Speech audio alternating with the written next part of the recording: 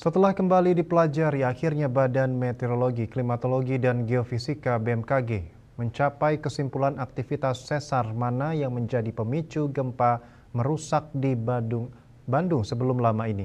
Kepala Pusat Gempa Bumi BMKG Daryono menyatakan aktivitas sesar Garut Selatan atau Garsela sebagai pemicu gempa merusak di Jawa Barat tersebut.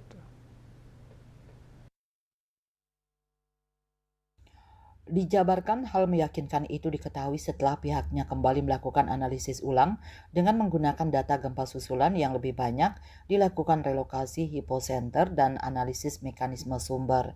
Sesar Garsela merupakan zona deformasi yang terdiri atas banyak sesar, maka sebaran epicentrum gempa di zona ini sangat luas, seperti telah diekspos pada peta seismik BMKG sebelumnya.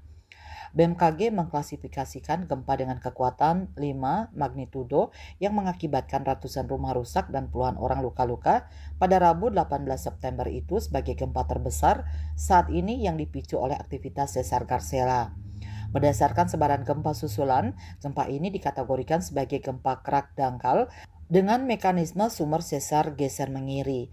Sesar Garsela sebelumnya juga memicu gempa bermagnitudo 4,2 pada 6 November 2016 dan gempa bermagnitudo 3,9 pada 18 Juli 2017.